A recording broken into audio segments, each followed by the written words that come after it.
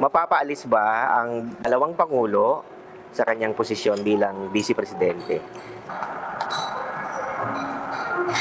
Sa tumatakbong kaso, di ba? Majority The of court. the Senate of the court, definitely merong dalawa na hindi papayag. Pwedeng apat, 1, 2, and 3, 4. Kasi yan naman ang nakalagay, no? Lalo yung kagagawa ng isang lalaki, parang ilalaban talaga. Ilalaban. No? So, ibig sabihin, kung ako talagang kaya pang ni Vice Presidente ang malusutan itong problemang ito. Mukhang kaya pa. Merong kasi ako nababasa rito na parang may mga certain na ibabanggitin, bakit ako lang? Okay. Di ba? Bakit ako lang? Eh, yung mga nandiyan na itong kinuha, ito yung ito yung ginawa, ganon, mas malalaki pa So, sa parang akin. yours Tutuusin nga parang napag-initan. Sa mangyayari niyan, teka, bakit ako ang inaano ninyo? Di ba itong si ganito? Itong si ganyan? At ito pa si ganyan? Kahit nga ang presidente, gaganon. Kung magtagumpay si VP Sara na malagpasan ang pagsubok na ito, magiging mabuti ba siyang presidente o magulo ang kanyang pamahalaan?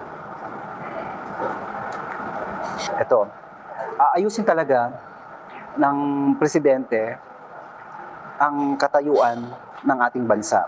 Sinong presidente? The current Malusutan si VP. ni Sara Duterte ang sitwasyon niya.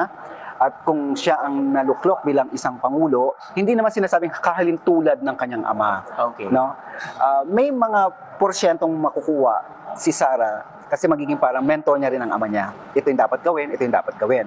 Yun ang kagandahan kay Vice President. Kahit nasabihin natin matigas ang ulo, kahit nasabihin natin palaban, meron pa rin siyang pakikinig sa kanyang ama. Kahit na sila minsan nagkaroon na rin ng parang hidwaan. Ang kagandahan sa card, kasi this is justice, talagang lilinisin niya. Pag sinabi kong lilinisin, mula doon sa mga taong alam niya na hindi maganda, kung kurap man yan, parang nakikita ko maglilinis talaga. No, yun yung sinasabi ko sa inyo noon. Ang susunod na presidente, hindi pa yan ang magpapaayos ng ating bansa. Yung susunod ang siya magsisimula at ang susunod, yun ang magiging mahusay na. Susunod ba? Isa pa? Oo. Isabihin, itong pag-upo, kung sakali man si Sara ang magiging presidente, no? Kung sakali man nabago ang takbo, di ba? Busy siya ngayon. At nagkaroon ng itong natin transition or revolution ba tawag din. At siya ang pumalit. Lilinisin niya yan. Iibahin talaga. May nakaplano na talaga sa kanya. Okay. Baliktad naman. Halimbawa, magtagumpay naman yung impeachment at mawala si Sara sa pagiging vice presidente. Makukulong ba siya? Ako sa card ko kasi, ito yung jail. Pero syempre nga, di ba? Hindi naman siya yung talagang kulong. Alam mo yung parang na-detain lang ng... Na-detain. Parang si Era. Kasi alam ko, lalaban eh. Mukhang yung paglaban ng ating vice presidente, matapang ito. At may ilalabas talaga siyang baho. Sana mabuhayan ng panibagong isip ang ating Pangulo na sana magawa niya ng paraan ng mga problemang ito. Kaso minsan ngayon, medyo palaban na siya. Parang hindi na maganda rin yung minsan lumalabas sa niya. Parang iba eh. Na rin siya. Oo.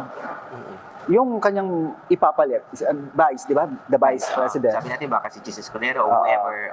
Malaki ang magiging involvement nitong susunod na VC.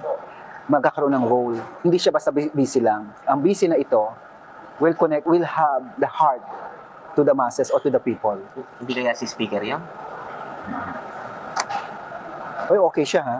Malaki ang importance ng maganda ang role ng okay si Cheese. Sa akin hindi naman sa inaano ko. Hindi mo sinagot si speaker. Si Cheese, okay. Si speaker. Pero bakit may parang saksak niya sa likod? Hindi niya... Ang ating pilit na pangibabawin. Tarot, ipakita mo sa akin kung ano nakikita mo sa ating Vice President Sara Duterte sa taong 2026 and onward. Again, ito po ay aking babalasahin at i-scrabble, then scramble. And kung ano po ang madampot ko, ito po ay ipinagkaloob ng tarot at ng universe. Ayan. Kaya po, ayan nakita nyo kalat. Walang reshuffle po ito. Pakita mo po sa akin kung ano nakikita natin sa 2026 kay Binibining Sara, Vice President Sara Duterte. Nakikita nyo po ito? Isang lalaki ang mahigpit na talaga namang pinag-iisipan niya. Ayan po, nakita nyo to, lalaki, nakataob. Ibig sabihin kaya po siya nakataob, nag-iisip pa siya ng maraming, nakita nyo po itong cups, ito po ay maaaring signifies of kaso. bakit sinabi kong signifies of kaso? Kasi po, di ba, pag nagfa-file ng mga kaso, magastos. Pag nagfa-file ng kaso, kinakailangan ang, para siyang ginto. So, para sa kanya, yung isa-sign niya o ibabato niya para kay Ma'am Sara Duterte ay matinding mga ginto daw or matitindi, conversion nito sa salitang ibinabato niya ay matitindi na, as in masisira ang pangalan ng ating Vice President doon sa binabalak niyang ibabato. Unfortunately, nakabaliktad po siya. So, ito po ay malalampasan ng ating Vice President. Haharapin niya ito, and unfortunately, kung sino ka man na lalaki ka, kasi lalaki siya na nag-iisip talaga kung anong dapat gagawin. At may isang nag-feed sa kanya. May isang, nakita niyo po, may isang kamay.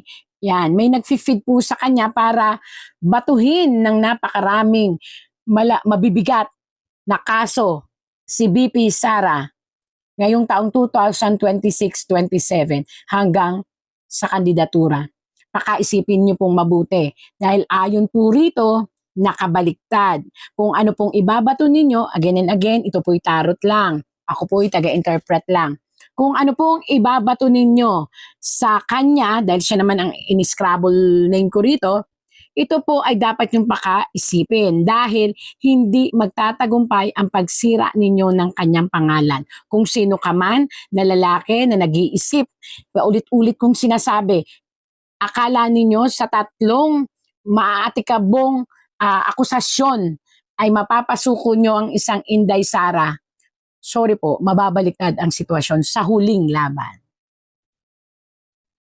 Mananatili pong matatag ang ating Inday Sara. Ang problema lang po talaga, ang emosyon niya tungkol sa kanyang father. Yun lang.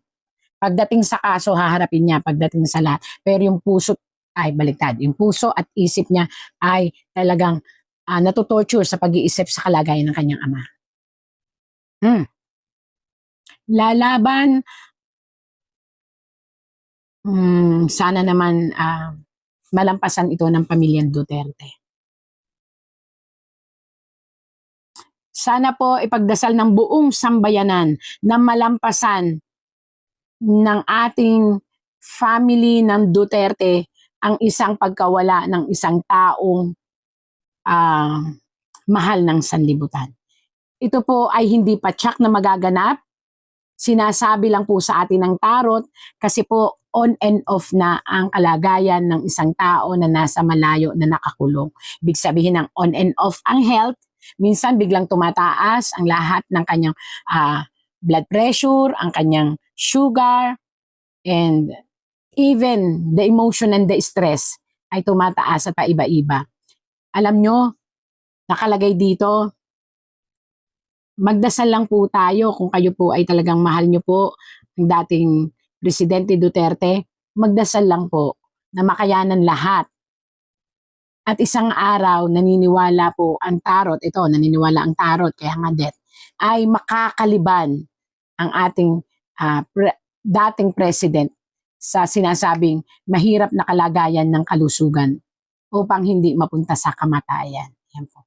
2026-27, doon magkakaroon ng problema masyado ang health ng ating presidente at dahil siya'y ama, lumabas po siya sa tarot ni Vice President Sara. At yun po ang iniisip talaga ng ating Sara. Hindi niya iniisip to kasi kaya niya tong labanan. Sabi nga, kaya daw niya tong harapin. Kaya nga po ito mag-isip kasi haharapin talaga siya ng ating Vice President. Pero ito hindi niya kaya to. Ito ang iniisip niya.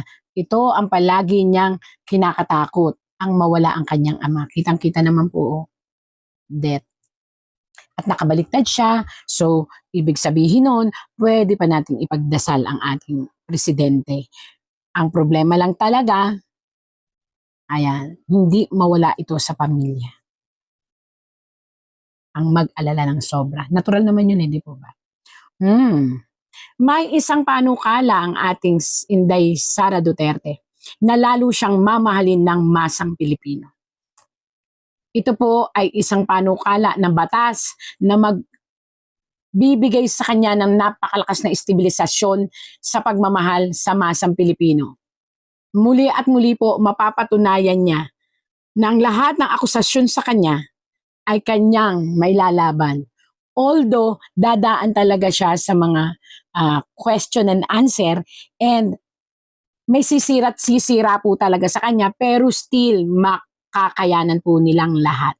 At ang mga sumusuporta kay Sara Duterte ay muling magdidiwang dahil may papakita ng lahat ng humahanga kay PP Sara na hindi sila madidisappoint. Yan. Dahil ito po isang matinding parangal na gaganapin at ipagkakaloob ng mga bansang may sinasabi. Yan. Ganda. Baka sabihin na naman nyo, DDS, ay talagang binabasa ko. Ayan, basa-basa talaga. Walang tsaka naka-scramble po, Midterms are coming up, and I need new ways to study.